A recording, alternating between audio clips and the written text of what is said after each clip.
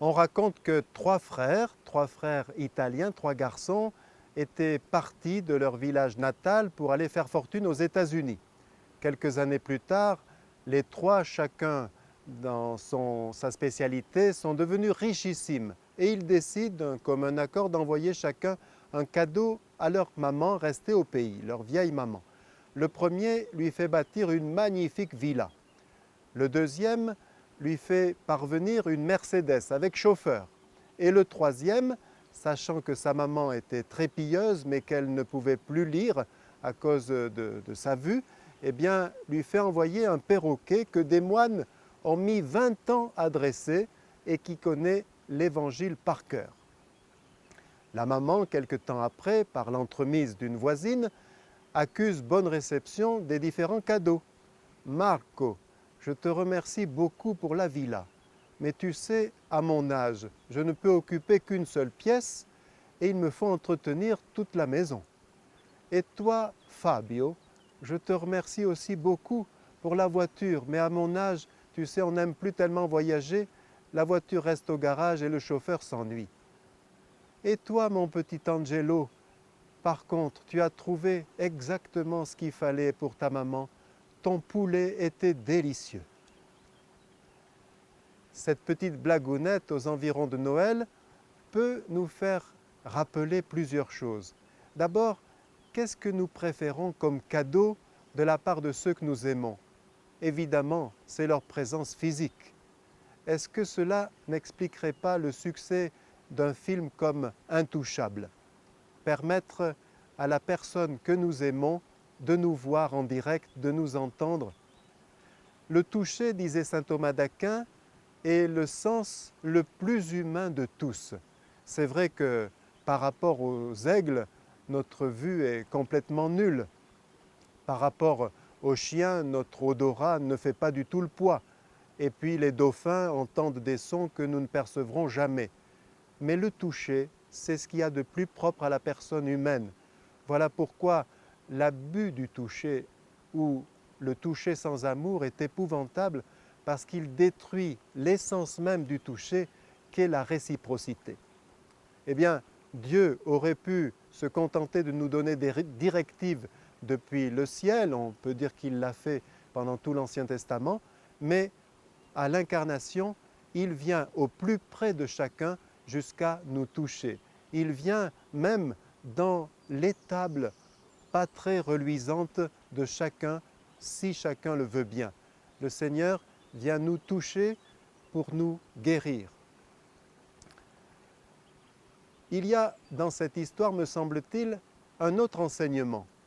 Est-ce que nous ne réduisons pas Dieu comme le précieux perroquet a été réduit par cette maman, bien involontairement, à un vulgaire poulet? Nous risquons en effet de réduire Dieu à un distributeur automatique. Quand nous lui faisons des sommations, au lieu de dire comme le prophète Samuel, « Parle Seigneur, ton serviteur écoute », parfois est-ce que nous ne lui disons pas, « Attention Seigneur, écoute bien, ton serviteur va parler et tu as intérêt de l'exaucer ». Nous risquons aussi de le réduire à un vulgaire poulet, comme le perroquet, quand nous pensons à lui comme un marionnettiste. Qu'est-ce que j'ai fait au bon Dieu? Qu'est-ce que nous avons fait au bon Dieu pour qu'il nous arrive cela? Comme si Dieu jouait avec nous et nous envoyait des épreuves. Ou bien nous le réduisons à un dépanneur occasionnel, un ami prêtre piqué un peu par la révolte, entre guillemets, des paroissiens d'une paroisse à qui on enlevait le curé parce qu'on ne pouvait plus en envoyer d'autres, et par qu'ailleurs ces paroissiens n'étaient pas tellement pratiquants, leur avait dit, si je comprends bien, pour vous, le prêtre, c'est comme une borne à incendie dans un village, hein? Tout le monde la veut, mais personne n'est pressé de s'en servir. Oui, nous risquons parfois de réduire Dieu.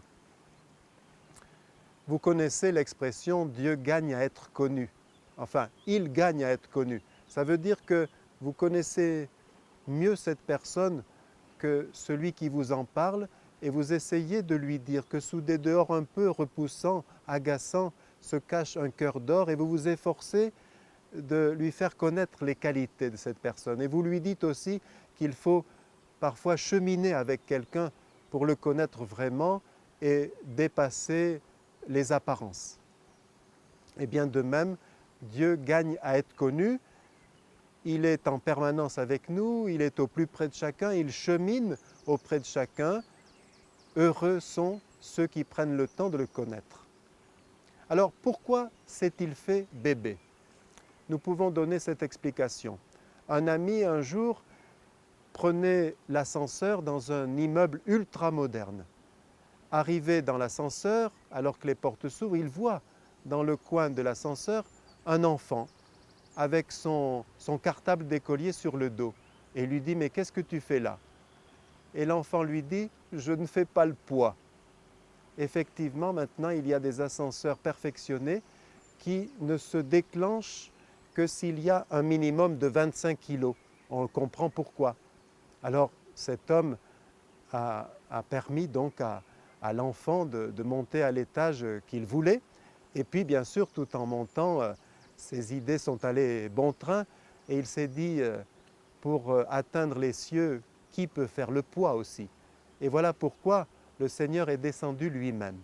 Alors, ne cherchons pas à l'atteindre par nos propres forces, mais blottis contre lui avec confiance, il est sûr qu'il nous élèvera, qu'il nous hissera à son niveau.